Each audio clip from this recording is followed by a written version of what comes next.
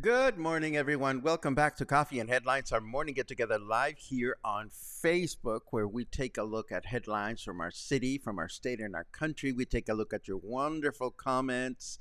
We take a look at all the questions that you bring to the table. I have some questions of my own today.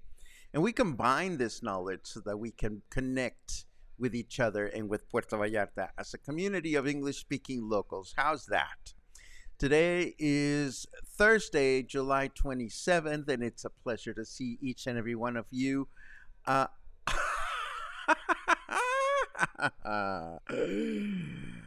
that is funny. What do you call a sad coffee? A despresso. Ay, cosita. One coffee mug asked the other, "Why did you call the cops?" And the other one responded, "Because I got mugged." See, I can do it too. Did you notice how Gary added a capital letter Q at the beginning of his comment? That always helps me find the comments that you want me to bring up during our comment section later on. And of course, if you are watching live for the first time, we'd love to know about it because we love to welcome you to the live experience. If that is the case, please feel free to write the word new at the beginning of your comment, and we'll take it from there. You may not know this, but I'm having a serious competition. Can you hear that?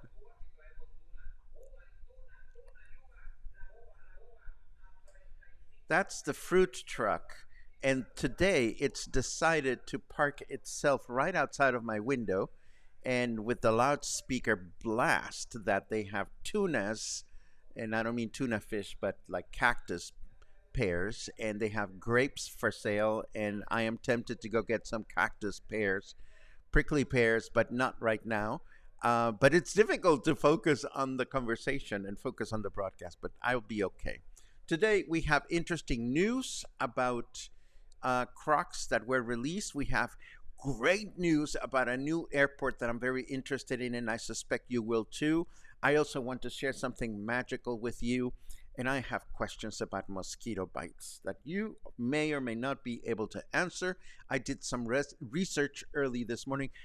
The fruit truck is gone. Peace is back to my window. Let us get started with the news so we can get the show on the road, starting with this bit about 3 crocs that were captured in town. Well, it is that time of year in which the rain forces or invites crocodiles to step out of their usual comfort zones.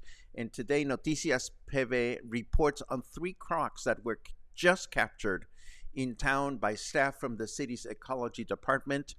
2 of the crocs were captured trying to cross Francisco Medina Asensio Avenue, and unfortunately one was injured due to having been run over by a vehicle, apparently. Imagine how sad poor crocodile is trying to get from one place to another, and a vehicle is rushing past it or on top of it. Um, Not fun. The third specimen, number 1974, was found in Las Juntas, not far from Home Depot. The two healthy crocs were examined and released in the Ameco River, while the one that was injured was retained for observation.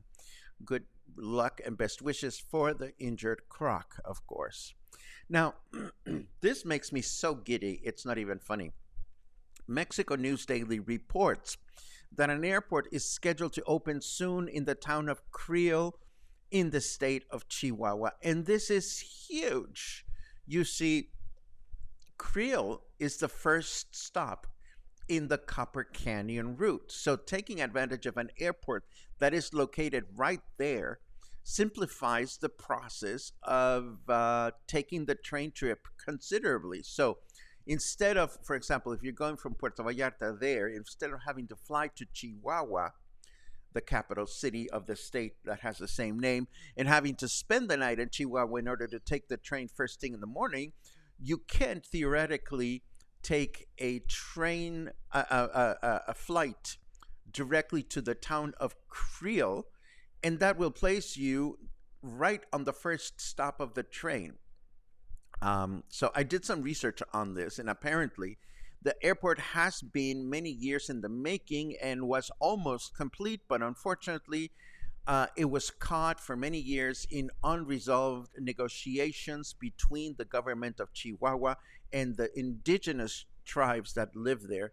But with the issue reportedly resolved and an investment of 826 million pesos, the airport is set to start operations in October, with a number of domestic and international airlines already interested in flying there. And to make things even more exciting, apparently there is already a direct flight from Puerto Vallarta in the works that will be provided by Transportes Aéreos Regionales, or TAR. This is one of Mexico's smaller domestic airlines.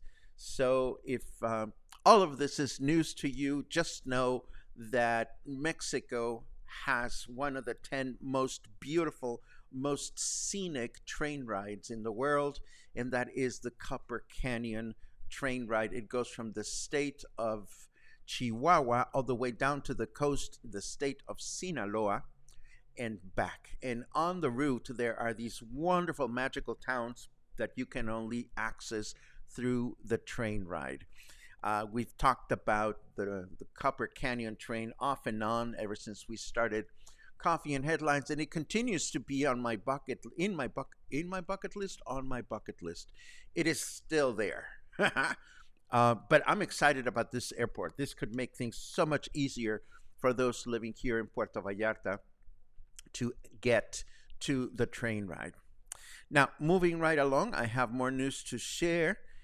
And this has to do with a new real estate state law that has just been approved after the approval last Friday of the law that regulates real estate services in the state of Jalisco.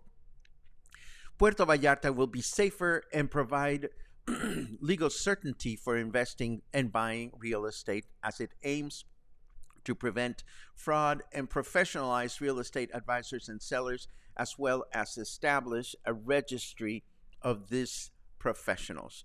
During a press conference held here in Puerto Vallarta, Mirza Flores, the federal deputy for Jalisco, reported that it took 10 years since the real estate sector associations advocated for this law until it was finally approved last Friday in the Congress of Jalisco. So this means that if you are selling or buying real estate in the future here in the state, you will be further protected by the certainty that the people representing you are professionals certified with the state government. Now, is another tropical storm coming? Mexico's National Weather Service seems to think so, although I took a peek at the windy.com website and I couldn't see a thing, at least not yet. But what do I know? I'm not a weatherman, so let us find out what snarky weather has to say about the weekend or about this. Let us see. That cloud looks like a Florida man hopped up on bath salts. That's just too difficult for me to imagine. But it is 30 degrees right now. Humidity is at 63%. Our temperature in Fahrenheit degrees is 86. Our weather forecast says thunderstorms for today, light winds, a chance of rain of 42%, a high temperature of 33 and a low of 25. Tomorrow, Friday, mostly cloudy skies in the morning with mostly clear skies in the afternoon, a chance of rain of 23, a high of 32 and a low of 25. And then Saturday, humid with mostly cloudy skies through the day, a high of 33, a low of 24. And that brings us back to our main screen. If you're wondering why my nose is feeling so itchy, it's because I buried it in Luna's fur coat right before the broadcast. Lesson learned: don't go to your kitty cat and express love, intense love, right before a broadcast because your nose will be itchy. But that was not the magic that I wanted to share with you today. Something magical happened to me yesterday, and I want to share it with you. There are no coincidences. As you know, this afternoon I'm doing my presentation on the history of sound in movies. And of course, during the presentation, talking about the first movie theater in the world is simply inevitable. And as I was reviewing my notes for this afternoon, I realized something wonderful and amazing. I knew that the first commercial movie theater in the world opened its doors to the public in New Orleans. It was called the Vitascope Hall because that's the name that Thomas Edison gave his projection system at the time. The room was basically, the theater was basically a room fitted with a projector and enough chairs and church pews for about 400 people to enjoy the first silent films ever produced. What made me go wow last night was that the Vitascope Hall opened its doors to the public for the first time ever 127 years ago yesterday. How's that? On July 26, 1896. And if you go looking for it today, you will not find it, at least not as a movie theater. It is now a bar and grill located within the Hyatt Regency in New Orleans. The end. Now, I also wanted to let you know that in case you thought we omitted mentioning Grandparents' Day yesterday, please know that while many countries celebrate Grandparents' Day on July 26, Mexico actually honors our parents' parents on August 28. We don't know exactly why this is the case, but it may have something to do with the fact that Mexico's National Seniors Institute celebrates seniors in Mexico during the month of August, so maybe it was just convenient to have it done that way. Now, questions. I have questions about mosquitoes. Oh, actually, before I do questions about mosquitoes, just know that the New York Times has volunteered yet 5 new classical recordings to enjoy right now, along with the links to each one of them. But now, mosquitoes. So yesterday, I went and had lunch with some of my besties and in an open air restaurant, and I forgot to put insect repellent on my legs. And please know, mosquitoes they just love me.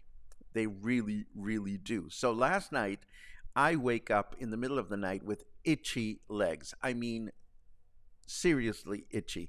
And I could not go back to sleep for the longest time because I couldn't stop scratching. So one of the things that kept me awake was trying to figure out whether the mosquitoes had abused my legs while I was sleeping in my own home, or whether I was bitten during the lovely lunch that I had with my besties, because we sat around and talked for hours and so forth and so on.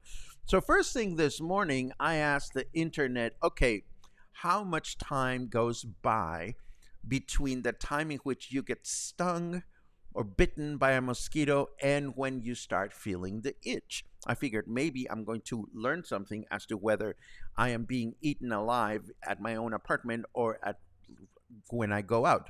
So what I learned from the internet, you may already know this, I never did this search before, never asked the internet about mosquito bites, is that most people have a minimal response and notice small pink itchy bumps within 20 minutes of the bite, and that the itching usually peaks within 24 to 48 hours.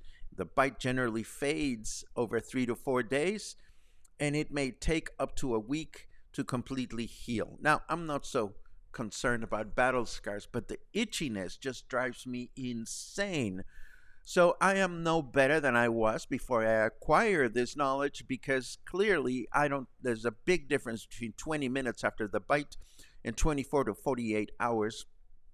Just I am not certain when I got bitten and why I'm feeling itchy and it's driving me crazy. So if you know anything about mosquito technology, please feel free to share your comments and your experiences as we go through the chit chat today. Yes. Let's see what we have. We have good mornings and one good afternoon, which are always wonderful to read. Thank you very much. Pudding pam pum pam pum. Ooh, Albert had a close encounter with a brush fire half a mile away. I certainly hope that it didn't amount to anything serious, and I hope you're going to be okay. That's a scary thing to happen. Let's see what else we have. What do you call us that coffee? A despresso. I love it. Shouldn't that be a depresso? Maybe? That's just me. Let's see what else we have. There's another cue. I bet there were crocodile tears after the poor guy was run over. You know, I ran over a squirrel one day and I couldn't sleep. I didn't kill the squirrel, but it was my bicycle. I mean, how can you possibly run over a squirrel with a bicycle? That happened to me back in Boston. I was really shocked. She didn't die, or it didn't die. It just kind of wobbled away and I felt miserable. Let's see. Pudim pam pum pim. Mosquitoes are killing Guadalajara. Fantasy. Well, yes, it's that time of year. Find and buy antihistamine cream and it will relieve the itch. Thank you very much. If you have a specific brand to recommend, I don't know much about antihistamine creams, but that will be my first stop when I head out this afternoon to do my music appreciation presentation. Karen says, I am the same with mosquitoes. I feel for you. You can have all my itch. Karen, it's the itchiness. And then I cannot fall asleep. It's horrible. Liz says, bites itch more if they are scratched. I know. Though not to scratch. Tough not to scratch, but try to avoid it and apply ice or baking soda. Okay, baking soda. Interesting. I'll definitely try that. Thank you very much. I applied clear nail polish and it stops the itch. Ooh, that's interesting.